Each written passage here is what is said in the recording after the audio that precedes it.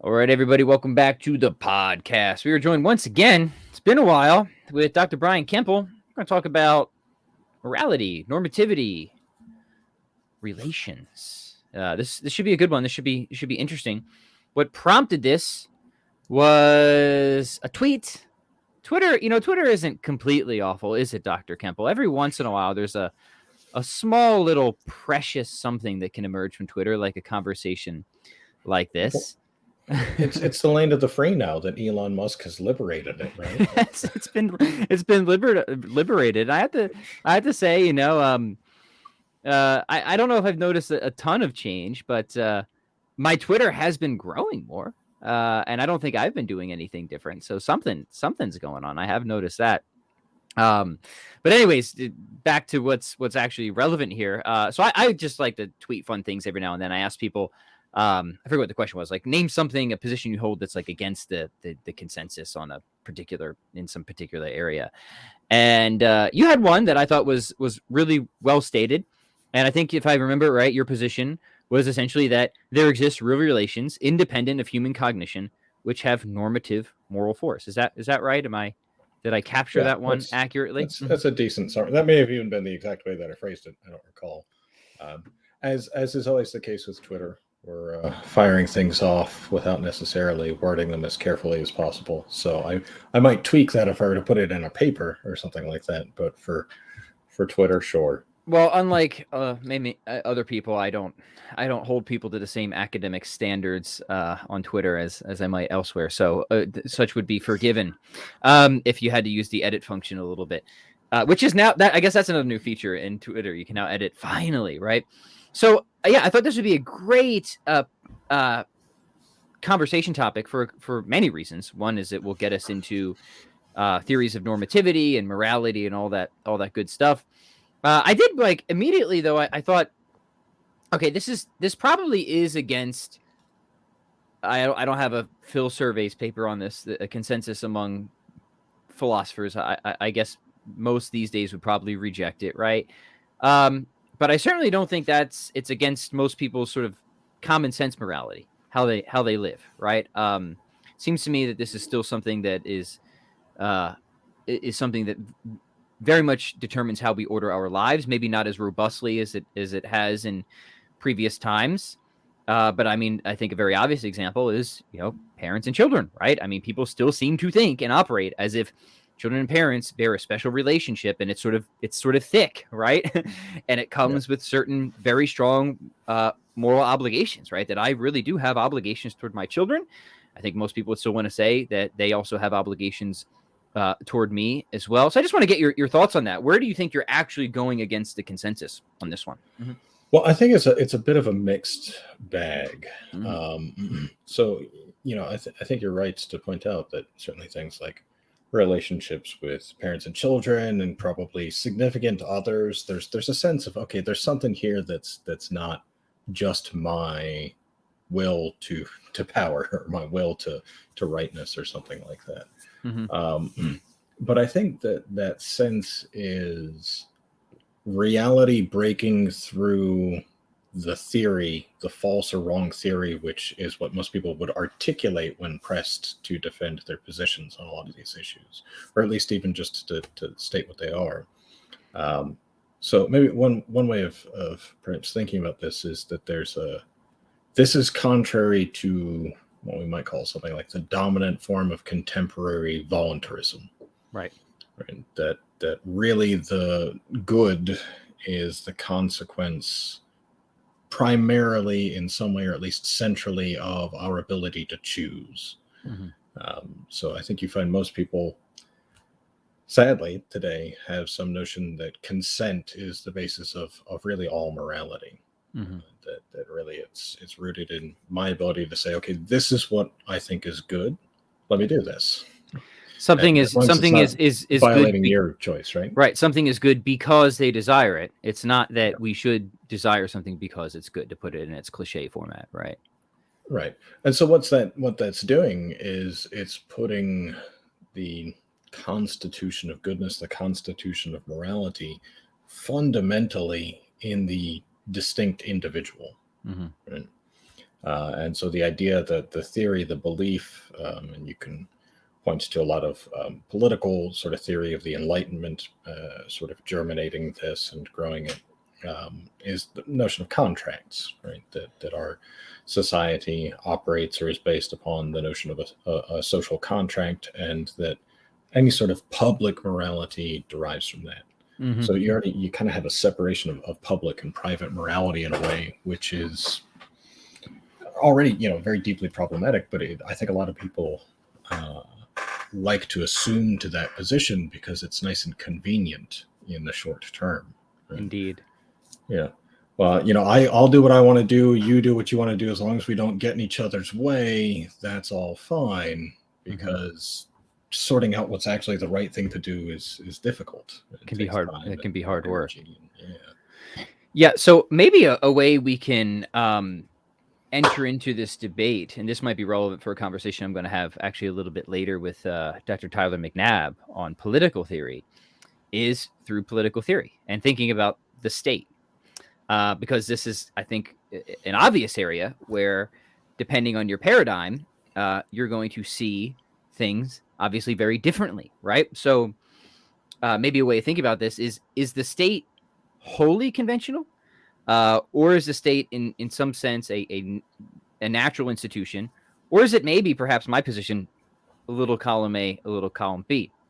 And the reason I think that this is an important question to ask and trying to get clarity on is, depending on how you think about that, will greatly shape how you think about not just maybe what the state owes to its citizens, right, and how rigid that is, but also what we might owe to the state and how rigid that is. And it does, I think, in a very significant way, come down to this idea of how thick is your conception of relationships.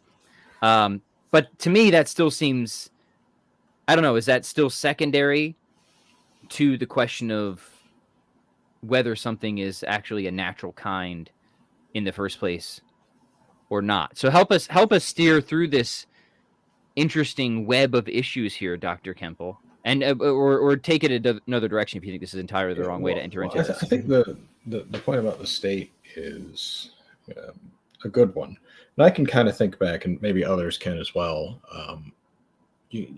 to elementary school, right, and the sort of civics minded education that was at least still being taught in the 1990s in North Carolina. They had some sense of, there was this strong sense of norms being something pertaining to the civil order, that we have these laws and these rules as a matter of public order, because we need to all get along and we need to all function, and we need this sort of structuring to keep us functional. And then there's private morality, and that's what your choices, the subjective, the sort of individual beliefs and habits and what have you. Sure. And so I think that you sort of get this trickle down notion of, well, the one. It's a weird sort of inverse thing, right? You have the thing that is in fact somehow by convention, right? The state. It may not be purely conventional. We can get into that, but it is certainly to some extent. It is something by convention. At least the particulars of it, right? Yeah. And maybe we should just clear, because I said I think it's column A, column B. It sounds like you agree, right? I think states are something that we need by nature. And since it's something that we need by nature, they are a natural kind in a broad sense, but their particulars are certainly conventional in another sense. So for me, it's both. It's both, right? Mm-hmm. Yeah, that kind of reminds me when I taught at the Wentworth Institute of Technology in Boston. It's a secular engineering focused school. I taught ethics there, and I won't get into all the details of the particularities of academia, but I had to teach something about gender, and so the idea of gender being a socially constructed reality was the sort of topic. And so I asked all the students to name things that they think are socially constructed. Like, okay, well, there's government, and there's they put gender up there, and they put, different roles like in institutions and institutions themselves. And so after they listed maybe 20 things, I just wrote on the board society and put a big question mark next to it. Like, is society something which is socially constructed? And they're all just sort of like dumbfounded at this idea that, wait, society is natural. So wait a second, that has some consequences for all these things that are socially constructed. Right. And I think that's the same thing with government, right? It is certainly something socially constructed. It does require the relations between people for it to come into being, and for it to be situated as it's situated and all these different things. Yeah. But it is by nature, right? Yeah, and it's important, I think, to get clarity, to see like these things, at least I think from the perspective we're coming from, maybe just call it broadly Aristotelian, are not only not at odds, but the state being a sort of natural thing like the family predicts that it will have conventional aspects to it because we are rational animals. We can plan, we can be creative in how we organize particular things, right? By nature, we don't mean that something is just purely genetically determined by instinct, like how certain insects act, right? From the traditional perspective, it relates to what we need to have a sort of flourishing existence given the kind of thing, the kind of nature that we have, right? And so in that sense, the family has a higher priority in terms of needs, but the state, as Aristotle would say, is yeah, you don't need it just to live, but to live well, right? And in that sense, it is natural, but because we have, intellect and will, how we kind of shape it and organize it, where we draw certain boundaries, and if we call it Texas, for example, right? Yes, that's conventional, right? But it's conventional in a way that is sort of, yeah, we would expect that given the kind of nature that we have, that those conventional aspects would be there. Do you agree with that?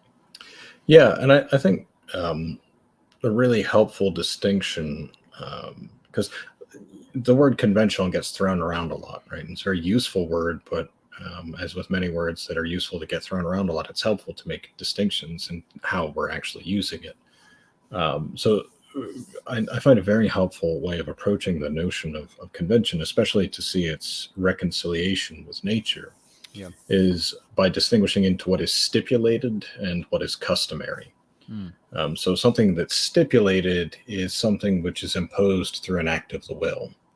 So if I say that, well, we're going to title this talk, moral normativity or something like that, right? That's a kind of stipulation. There's maybe a fittingness to it. Maybe there isn't a fittingness to it. I can stipulate that we're going to title this talk, red balloons in the trees. It has nothing to do with what we're actually talking about, but it's an imposition, and it probably won't succeed very well because it can't be translated into something that is customary. All things that are stipulated that really come to have an endurance and a fittingness for us in our social constitutions and our social conventions are those that can fit customarily to our natures. That's good. I like that. Yeah. So you see, and again, to kind of even go back to the point about reality breaking through things, you can see maybe some people are stipulating things about the nature of the will and the good, but they don't stick because they can't be resolved customarily to how our natures order us. Right. So, yeah, I mean, even thinking about things like parents and children and parents, right? Every parent, or not every parent, a lot of new parents think, okay, well, I'm going to do things differently, right? I'm not going to raise my kids the way that I was raised or the way that society's been doing things. And then after about 2 years, they realize just how ridiculous their ideas were. Right? Okay. Maybe they won't admit it publicly, but they actually parent quite differently than they stipulated that they would do. Yeah, that's a very helpful distinction. I appreciate that. So, yeah, I guess let's just maybe even try and zoom out and get more conceptual clarity, and maybe have you spell out how you think normativity is grounded. It seems to me that you are coming from a broadly Aristotelian paradigm, that there are determinate natures that are sort of directed, have natural inclinations toward particular ends, and it's good for those things generally to reach those ends, right? Human nature is a thing. It itself has, and we can talk about what those that end or ends might be, right? And to the extent that those ends are attained, we can make judgments about instances of of humanity, if you will, that either uh, are good or bad, better or worse, so on and so forth. How do you like to how do you like to spell it out? Or maybe not. Maybe you're just a nihilist and I just haven't realized it this whole time. No, I mean, I think to maybe put it in contrast with this sort of contemporary voluntarism, this at least theoretical contemporary voluntarism. The contrasting position would be something like natural law, right? That there is in the natures of things a certain teleological orientation, actions against which are a violation of the good, or something like that. But I think the real problem with trying to articulate this position today, because you do see a sort of bifurcation into the more radical relativisms or subjectivisms or voluntarisms or whatever you'd like to name it, and maybe more traditional perspectives on natural law and sort of absolute moral truth and things of that nature. Now, I agree with the latter in broad strokes in terms of what's true about that, in terms of what that gets right. But certainly the rhetorical presentation of it, I think, has often fallen on deaf ears. Right. Really, because there isn't a common acceptance of the reality of mind-independent relations. So absent that, you can tell people all about human nature and what's right for it and what's fitting for it and what the law is for that nature, the things that ought to follow from it. And they're just going to say, oh, well, that's fine for you, but that doesn't matter for me, right? I'm different. Right? I'm not like you. And so I think that's where the breakdown is. So I think, you can look at it in terms of maybe the ontological principles of moral normativity. I would say that natural law is a kind of articulation of that. But in terms of conveying that and discussing that, there's this deeper metaphysical issue that's a divide in our society. Most people don't realize that they have a metaphysics, right? Of course, yeah, right. But they do. Everyone, you have to have a metaphysics. You have to have some first principles that are right. But have you taken it out and have you given it a shake and have you looked at it and really examined it? That's the question, right? Yeah. So, I'm sorry. Finish any thought you had in along those lines, but then I want you to let's put some meat on the bones. I want you to defend a thesis, your Twitter thesis, if you will. Yeah. Well, so and this will slide nicely into that. I think that for most people, and again, this isn't something that they've consciously studied and shaken out and looked at, but they've taken from, say, maybe their primary education or some college or what have you, what little philosophical landmines they may have been trotting over and not recognizing along the way. A lot of people have a nominalistic presupposition as their metaphysics. In other words, nominalism can be defined a lot of ways. If you've heard of it, your audience, anyone out there has heard of it before, it's probably something having to do with the denial of the reality of universals. Yeah, I like Gerson's way of saying it's nominalism is the position where there's no conceptual space for sameness that is not identity. Found that helpful. Yeah, that's one way I think of putting it. What I've always found helpful is the way that John Dealey defined it, because if you look at it historically, going back to the sort of secondary tidbits we have of Jean Rosselin, who's sort of given the first name of the first nominalist in medieval scholasticism, at least. Although you could probably say someone like Democritus is kind of a nominalist too, if you really want to go way back into the depths. I mean, that's exactly what Gerson would claim, right? He's like, to be a Platonist is just to reject nominalism. He's got a very big tent, Platonism, famously, right? Yeah. So. Yeah. But Dealey defines it to try and encompass all the varieties of nominalism, which includes really all of the major modern philosophers as well. Is that it's the denial that there exist, or in my addendum, what's effectively the same thing, there can be known real extramental relations, mind-independent relations.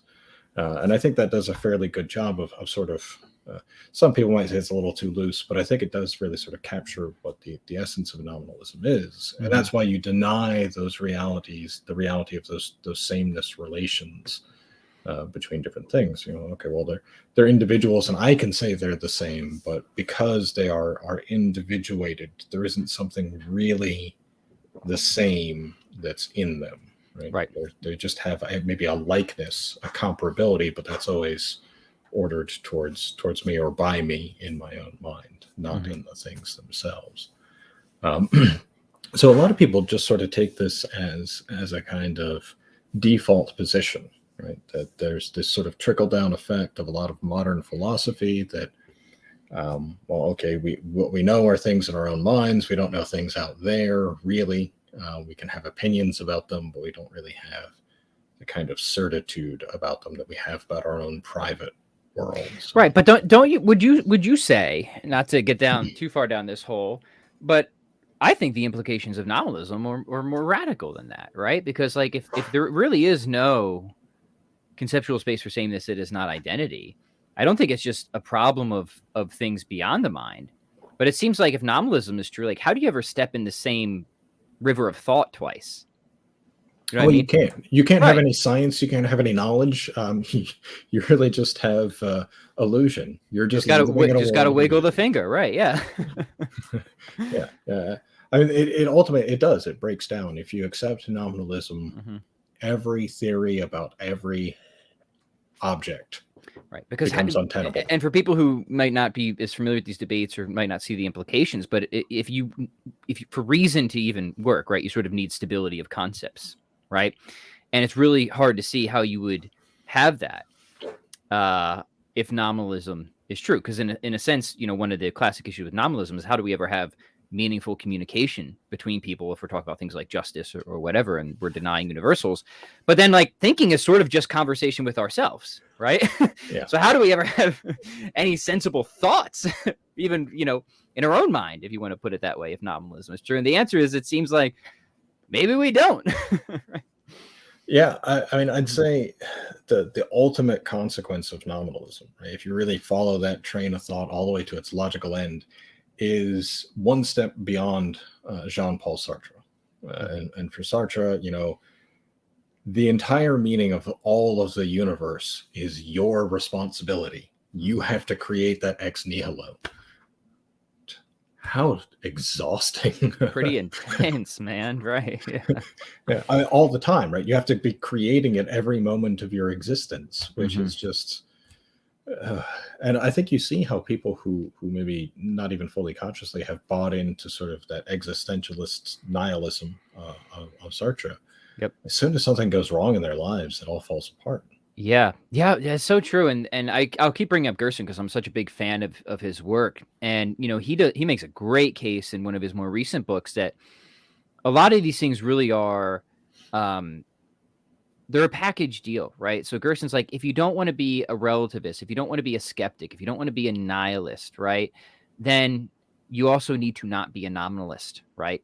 And what he does in his wonderful work on like Platonism and naturalism and stuff like that is to show how these things really, like, one leads to the other quite inevitably, and it's extremely ad hoc and unsustainable to try and say be a more realist if you're also a nominalist, for example, like that, or even to hold on to the uh, to not just slide into a catastrophic skepticism as well. And yeah, that seems right to me. The more I've really thought about it and tried to like put that lens on and see through to what seem to be the most probable consequences. I think Gerson has totally nailed it, right?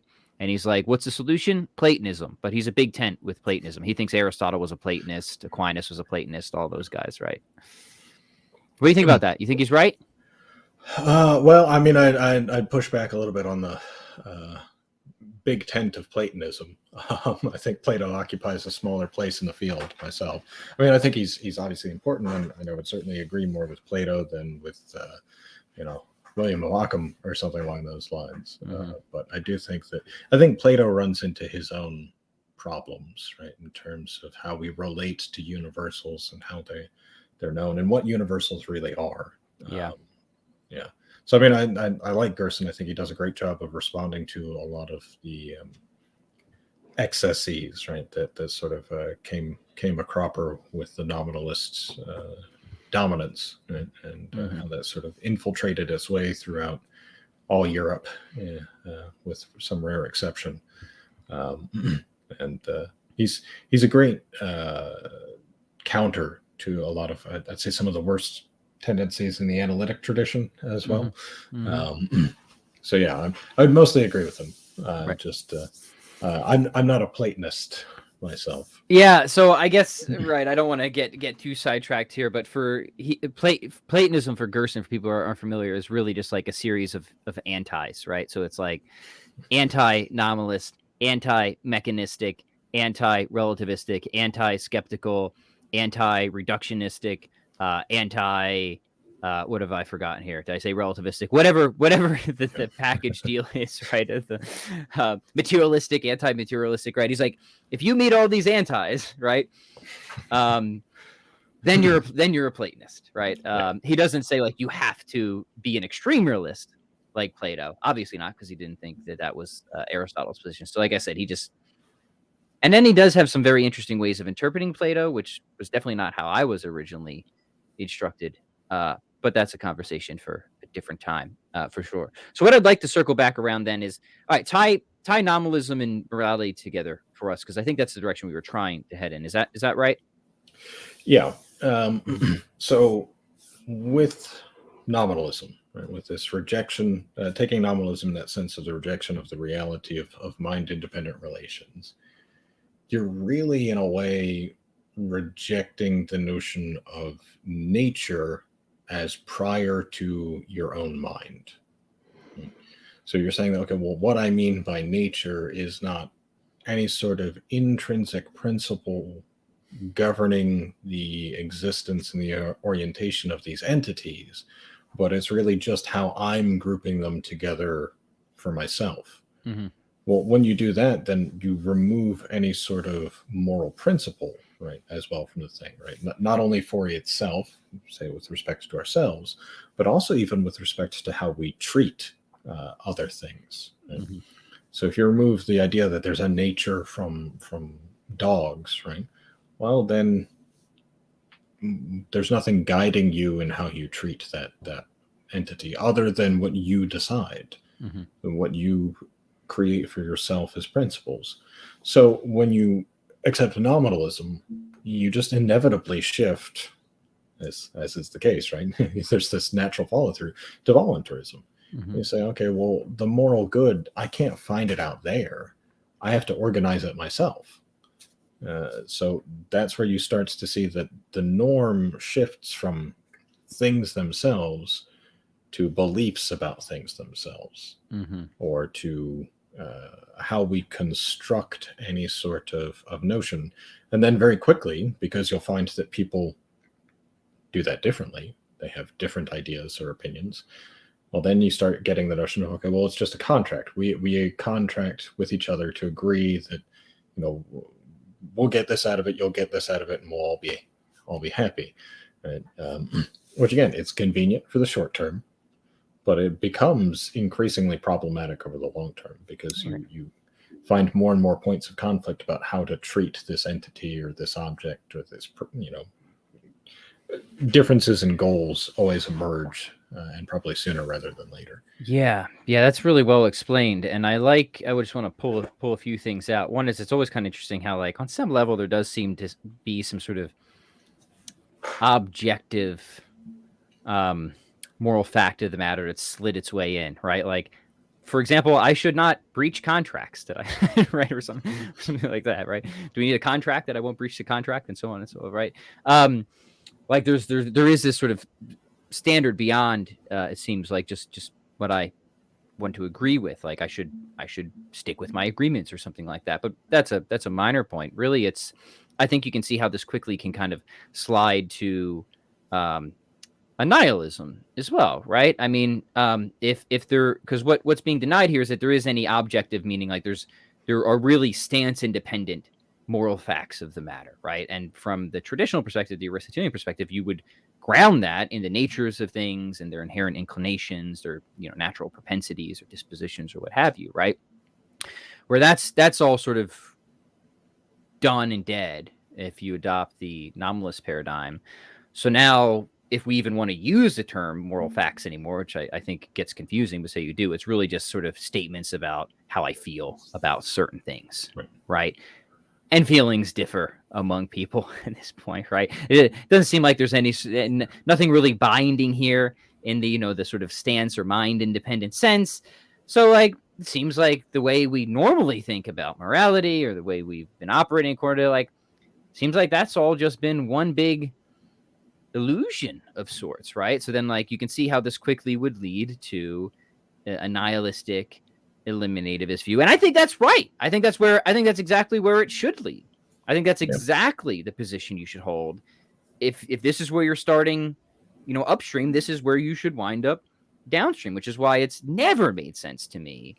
And remember, I'm somebody who comes from the naturalistic background of people who have those sort of upstream commitments, but then try to affirm moral realism downstream. It just seems so contrived and ad hoc. And like, yeah, of course you can wire anything you want into your theory in a contrived way and say, oh, I've got an explanation. But that's not impressive. That's not adequate. Sorry, I just put a lot on the table there. So you hit on, speaking of Twitter, a little sore, I don't know, maybe sore spot's not the right word, irritant, I guess, which is the phrase moral facts. I detest the phrase moral facts, not because of any deep etymological issues, but just the way that people use the word facts today, right? The sort of customary signification which is attached to that term, which is really something like independent bits of data, right? Well, that's a fact, that's a fact, that's a fact, right? Yeah. Things that have to be strung together into a kind of narrative, right?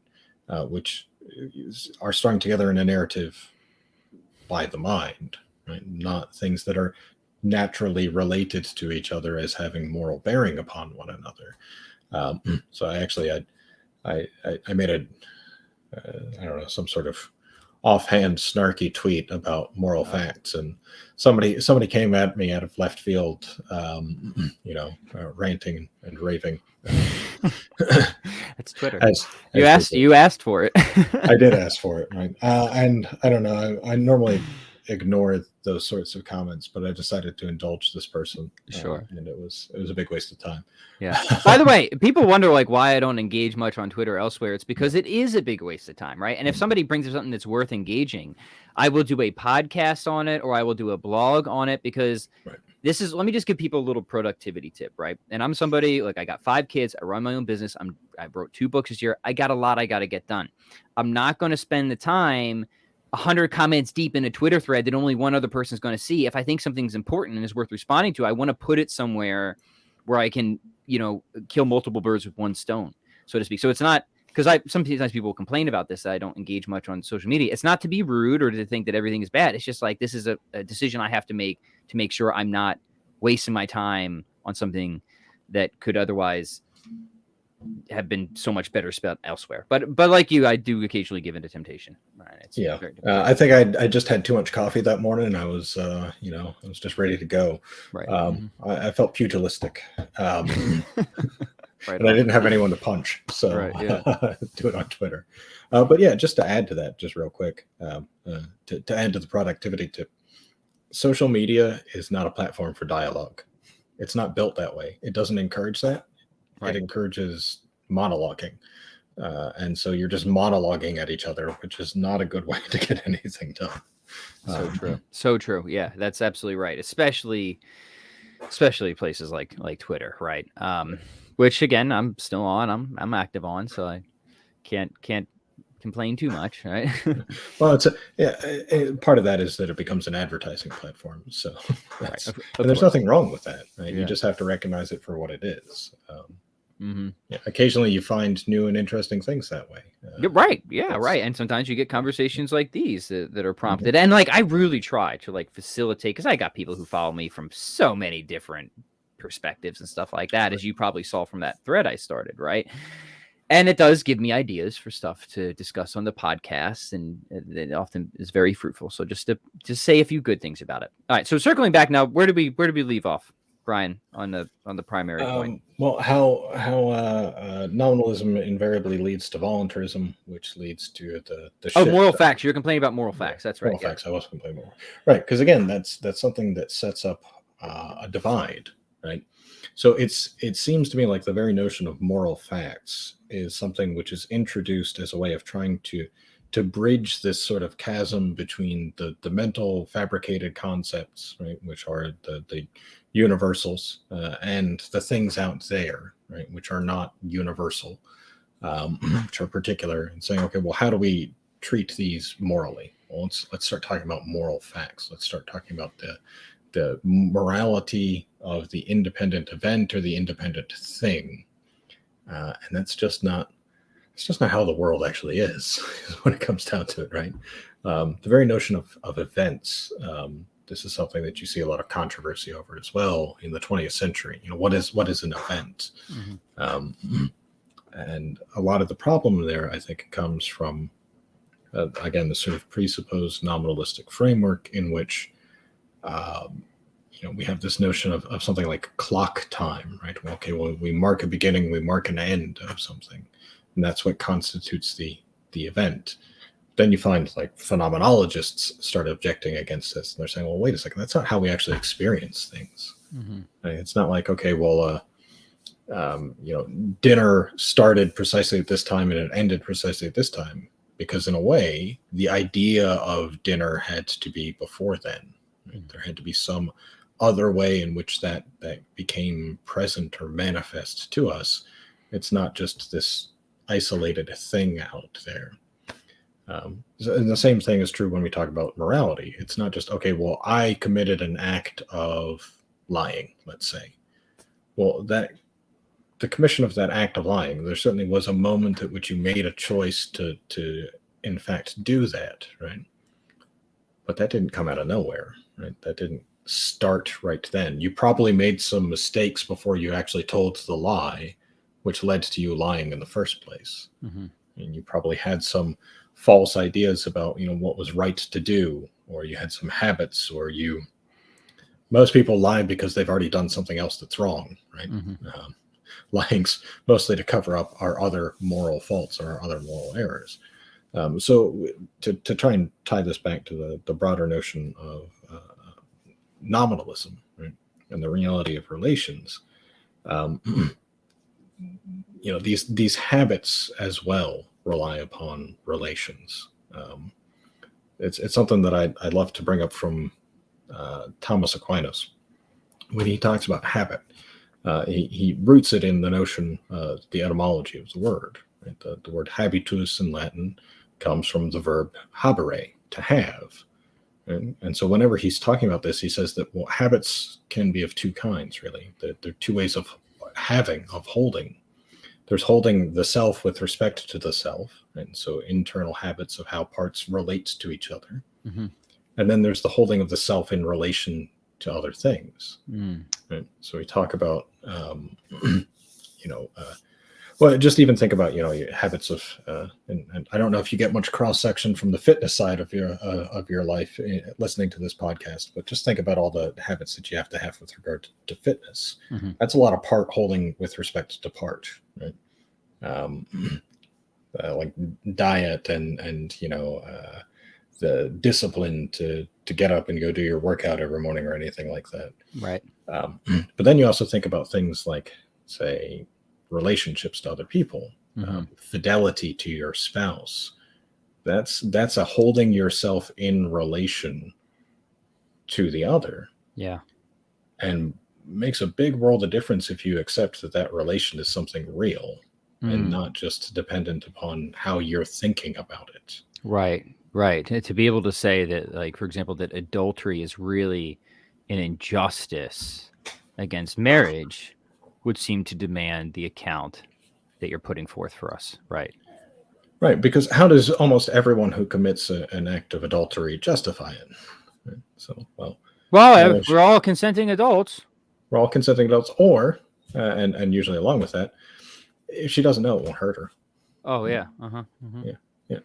Because, well, then you're saying, but it hurts you. hurts you. Hurts you. But also it hurts the relation, right? Mm-hmm. Because it takes you away from holding yourself towards that other, right through that relation. Right? Mm-hmm. You've all of a sudden, you're not really committed 100% in total fidelity to the other person. You're not in the, I think, extremely felicitous words of John Paul II, making a total gift of yourself to the other.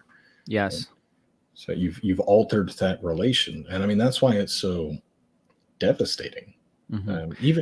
I think even when you find these couples like who do the polyamory sort of thing and open relationships, they always end up drifting apart at the very least, right? And what you guys see on Instagram on the surface, believe me, friends, often very different than what's going on behind the scenes. I was just doing a podcast on fitness. It's just like having to expose just how awful the fitness industry is, right? There's what's presented, right, on the face, and I guess this is the nature of social media, and like what's going on behind the scenes with the drug use and the phoniness and the charlatanism. So if anyone's thinking like, oh, this might be a good idea because I follow this couple on Instagram, no. maybe just hold on a minute. Maybe just hold on a minute.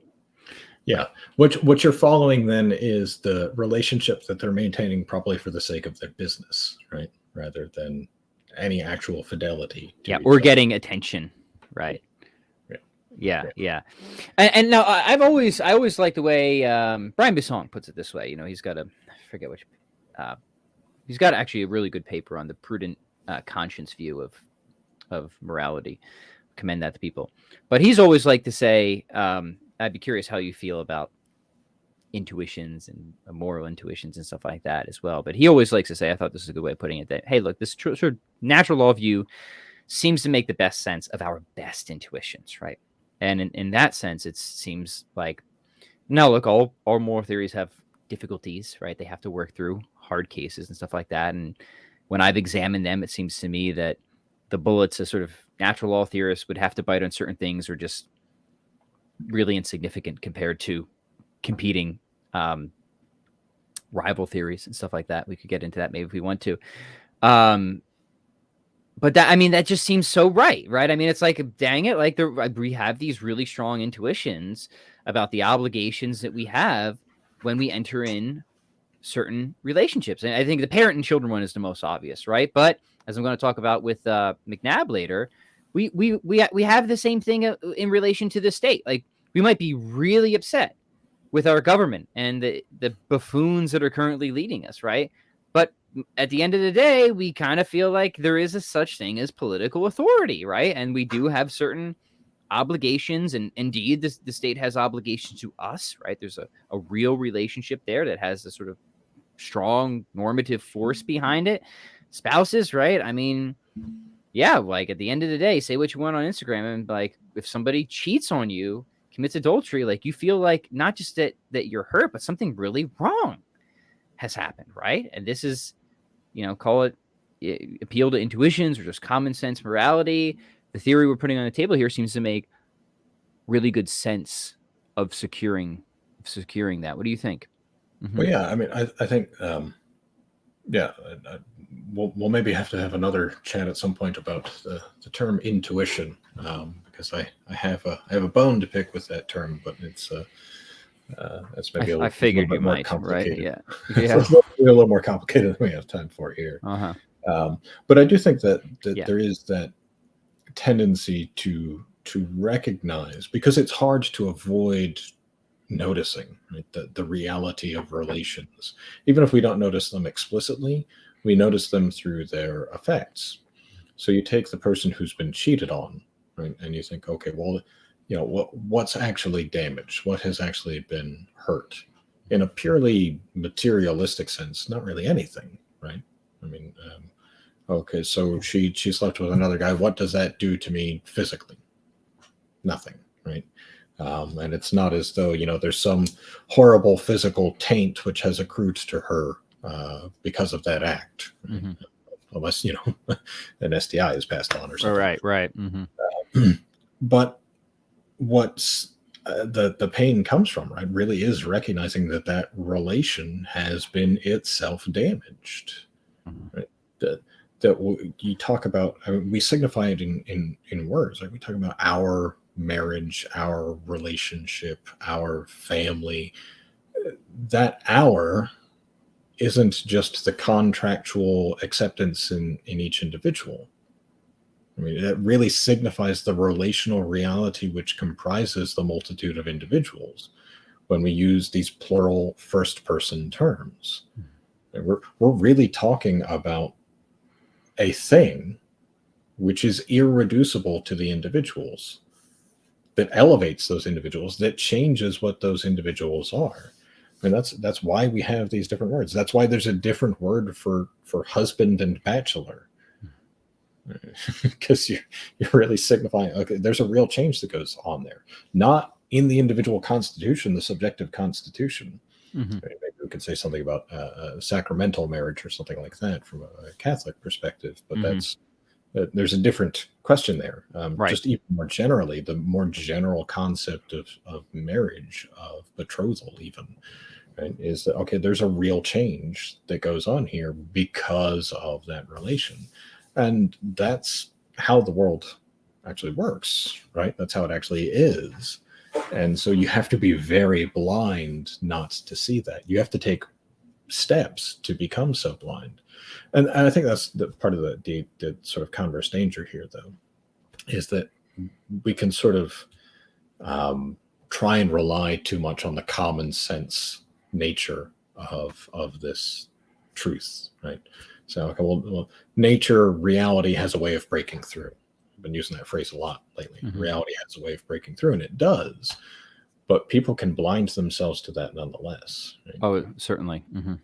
You get enough complexity of custom, of stipulation and custom, built on stipulation and custom, and you get farther and farther away from an experience of the natural, and it becomes more and more the case that people will be susceptible to reality not breaking through, I guess, to covering up reality's attempts to break through. That's one of the dangers of the internet. Talk about, social media and that facade. All you're getting is these curated little snippets, which are farther and farther removed from the real thing. Right. Where there's a do you mind if I read Aristotle on this issue and then get your comments on it? I'm sure you're familiar with the passage. Sure. It's the one from Nicomachean Ethics, and it's about man and wife, husband and wife. But I think it I don't know. It's always resonated with me. Aristotle says this: between man and wife, friendship seems to exist by nature. For man is naturally inclined to form couples, even more than to form cities, inasmuch as the household is earlier and more necessary than the city, and reproduction is more common to man with the animals. With the other animals, the union extends only to this point, but human beings live together not only for the sake of reproduction, but also for the various purposes of life. From the start, the functions are divided, and those of man and woman are different, so they help each other by throwing their particular gifts into the common stock. It is for these reasons that both utility and pleasure seem to be found in this kind of friendship, both utility and pleasure. But this friendship may also be based on virtue. If the parties are good, for each has its own virtue, and they will delight in the fact, and children seem to be a bond of union, which is the reason why childless people part more easily, for children are a common good to both, and what is common holds them together. Yeah, it's a terrific passage. Actually, I'm going to be teaching a seminar on the Nicomachean Ethics in the winter, so I always sort of guide it towards the relational fulfillment of individuals.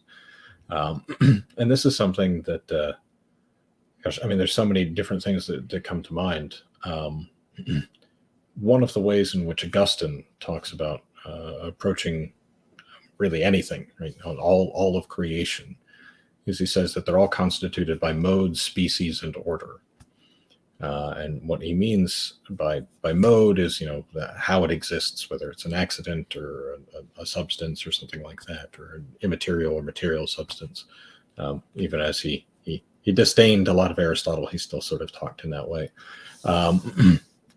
and then species is the the particular specification, the form that a thing has, and then the order is that towards which, right? It's the relations that a thing has. Everything that exists in relation. Snorris Clark, to be is to be substance Beings. in relation, right? Yeah. And so one of the ways that the medievals would talk about this, right, is that they talk about transcendental relation. Right? They talk about the relativity, which is not a relation itself, but which is across all the categories in some being towards other things. That anything, whether it's a substance, a quality, a quantity, and certainly the last 6 of the categories all rely upon, the last 5 of the categories all rely upon relation in order to be talked about. You can't have action and passion without relation. Right. You can't have habit or vestition or whatever you'd like to call that without relation, posture, et cetera, et cetera. So this ubiquity of relativity in things, right? We experience that every day, right? I certainly, I think the lockdown showed that to a lot of people, just how important relations to other people are, and not just these thinned out digital relations. Right. As I fun say as this these, as someone who, fun as these Zoom calls are, right? Yeah. I say this as someone who's on Microsoft's Teams all day long. Right. Yeah, but we'd much rather, be at the pub right now, for sure. Oh right. yeah. Well, it's maybe a little early for that, but Yeah. I am on vacation, so Right. Right on. So why does this matter now? I think we've done a good job of kind of articulating the, perennial, or I don't want to say perennial, but traditional position on this, right? That this is a really important part of the moral life. So yeah, consequences and all that. Yeah. I think we turn this back to the term normativity in particular, right? We talk about norms, right? And again, this is one of those words that I think for a lot of people resonates probably in the sense of something which is purely conventional, by which it's understood to be wholly arbitrary or entirely stipulated, what we mean or what we're talking about with norms. No, excuse me. So people talk about norms like in terms of ethics in the workplace or something like that. But the very reality of norms, right, always I think has to be referred ultimately back to nature. And that's not to say that convention doesn't play a role in the constitution of norms. I used this example just the other day, something like fatherhood, right? Okay, there's obviously a biological, natural, mind-independent reality which exists in fatherhood, but there's also customs which accrue to what fatherhood is, such that someone can not have that biological relation and yet be a good father, an adoptive father, stepfather, or something along those lines. Sometimes better than the biological fathers, right? But those customs, right, those change over time, quite normally. So in the 1950s, right, you had your stereotypical sitcom family, or I guess what would you call it? I don't know. I'm not quite sure of the term here. But okay, well, the father goes to work and he provides, and he comes home and he disciplines. Right, that's what the customary notion of fatherhood was. Right. And there's still certainly an endurance to that. But I'd say there's other things which have rightfully accrued to what it is to be a father in our understanding of it. But there's other things that are fitting to that. I mean, there's I always think of fatherhood has a very much a teaching aspect to it. Yes. Not that motherhood doesn't as well, but motherhood is more nurturing and caring, and fatherhood is more teaching and disciplining, not just in the sense of punitive, but disciplining in the sense of training the mind and some way, training the habits. Agreed. And that's something that I think has emerged more clearly in maybe not all, but in some concept of fatherhood. But then there can also be other customs, right, which come along and are proposed as normative, which shouldn't be. Like your father should support you financially and morally, no matter what you do. Well, no. Yeah, maybe not so fast, right? Yeah. Um, so these norms, right, in terms of the relations, right, um, require that we understand what that relation consists in, not just Yes. the individuals who are related, but when we talk about fatherhood, I mean, we're naming a pattern of relations, and it's real, and it has to be understood for what it is to see how, what actions are rightly undertaken with respect for the father to the child, but also with respect for the child to the father. Yes. And grounded again in the natures of things. And I want to, yeah, this whole idea of like all normativity being completely conventional. I mean, you can only drive that so far, right? I mean, because there is surely the normative web, right? There's not just moral norms, there's epistemic norms, right? If you want to say everything is just wholly conventional, a product of the mind, well, is the mind itself, right? That reason itself, is that into like, if so, then like, how do we determine that reason has an end as like truth as its end, right? That there's standards of reasoning, right? According to the canons of logic, stuff like that. So again, like quickly, you're going to like wind up in a pretty absurd, uh, skeptical scenario if you try to push it too far. But then once you realize like, okay, we can't push it all the way, this idea of convention, well then why push it as much as most people do in the first place, right? right? Yeah, Why well, yeah. not? I mean, it just Yeah. it becomes a hammer, right, Mm-hmm. to drive whatever nails you want. Right? That's what it ends up being, and you see that. I mean, you just see that so much. I think today, right, that you see the way in which the progressive left side of politics has moved into this very authoritarian posturing, right? Yeah.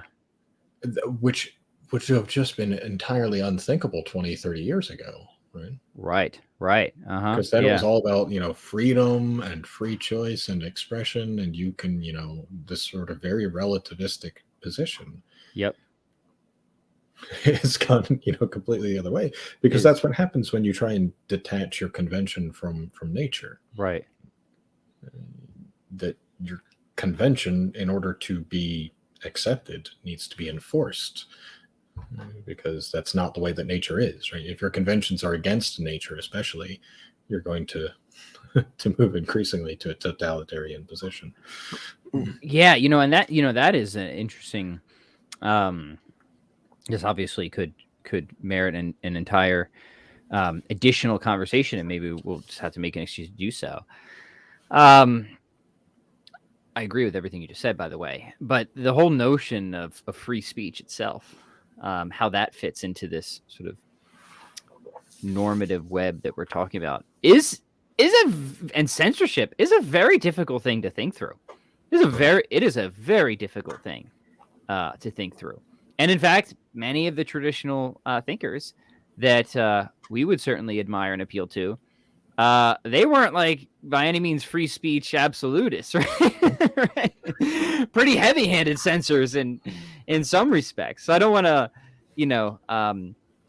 get the suggestion Yeah, that's my position either. But there is a sort of deep irony and inconsistency among a certain political paradigm in America today. Certainly that's the case.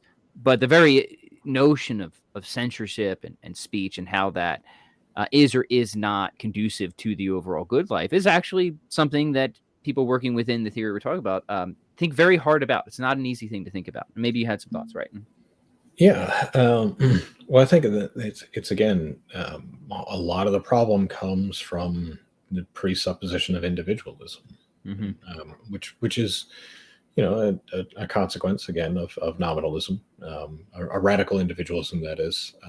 If you recognize that we as human beings share common nature, and that common nature requires real relations with each other in order for we can flourish in any way, then you're going to be much less radical of an individual, and you're going to see, in consequence of that, I think that speech isn't something which belongs to the individual.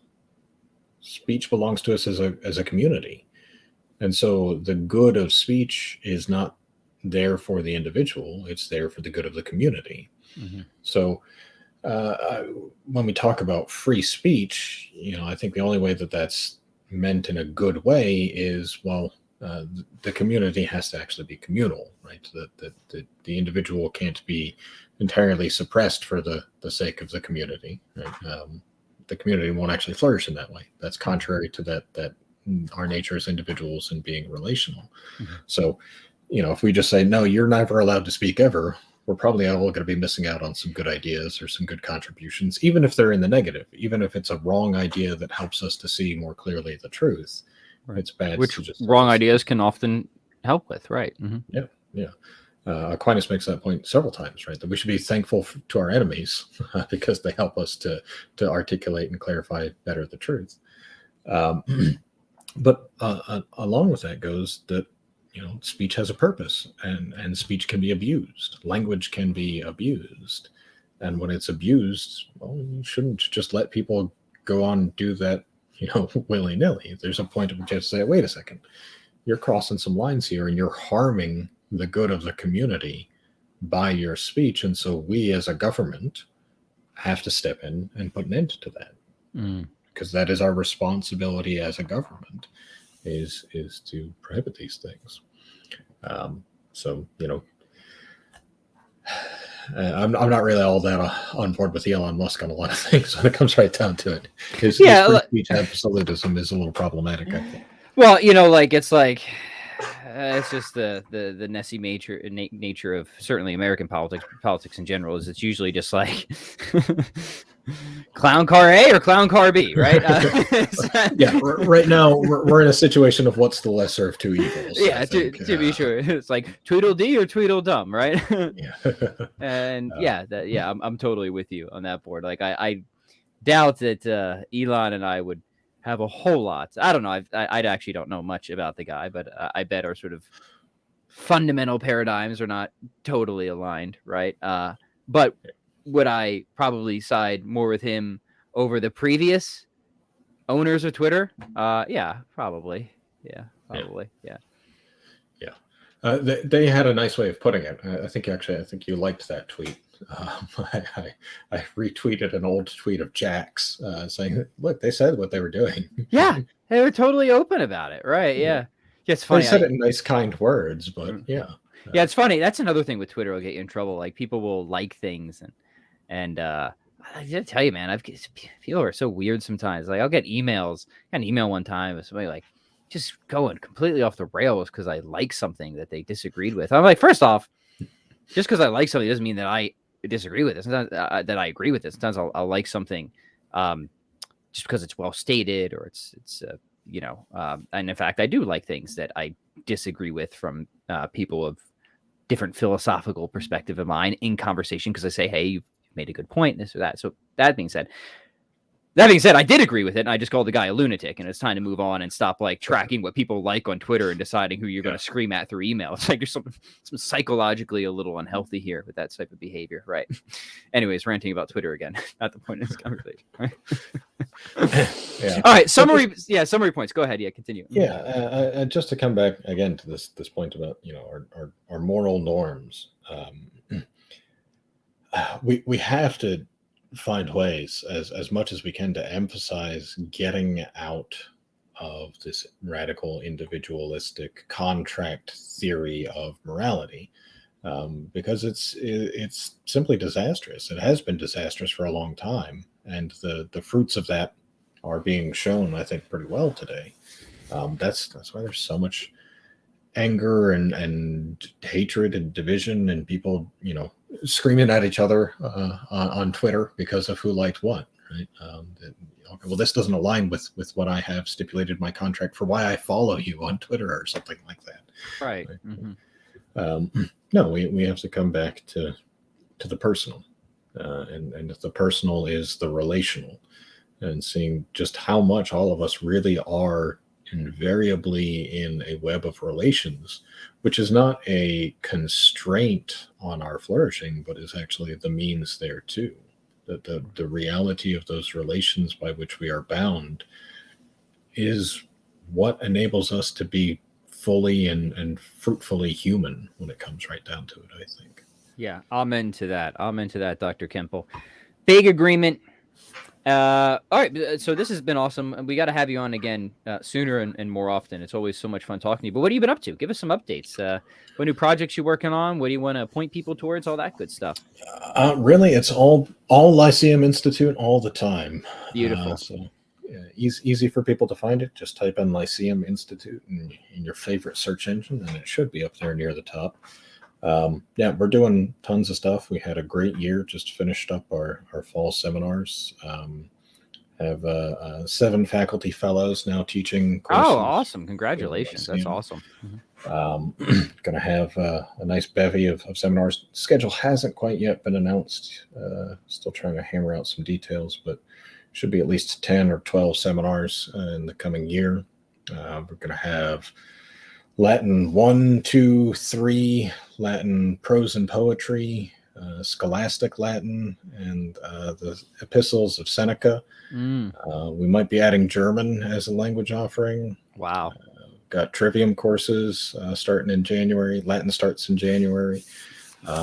So yeah, just tons and tons of stuff going on there. It's taken over for the defunct university. Right? Right. Yeah, to be sure. And I'm going to encourage people to definitely go check all that out. What about any new books? Working on any new books or anything at the moment? I have a manuscript in process, but it's going to be a little while, I think, before it comes out. Also working on we're putting together a publication. Lyceum partnered with University of Coimbra and many other institutions around the world to put together an open seminar on semiotics in tribute of my mentor John Dealey. Yeah, I would love to get you back on to talk about that, actually. Yeah, we've done like 35 presentations. They're all up on YouTube. I can send you a link for that as well. For sure. I'll drop it below. Mm-hmm. Yeah, so we're working on that. I did do a second edition of my Introduction to Philosophical Principles. Came out this summer. It's about 100 pages longer, actually. You start getting in there and editing, you're like, well, maybe I could say a little bit more about this. As always, yeah. Next thing you know, it's 30% longer than it was before. Mm-hmm. But yeah, I think that's about it. Yeah. Great. Well, I'm going to encourage again everybody to check out all that stuff, the book, the Lyceum Institute, keeping busy, which is always great. And I want to thank you again. This has been a fascinating and fruitful conversation, as I knew it would be, and we'll have to do it again soon. So thank you very much, Dr. Kemple. Appreciate it. All right. Thank you.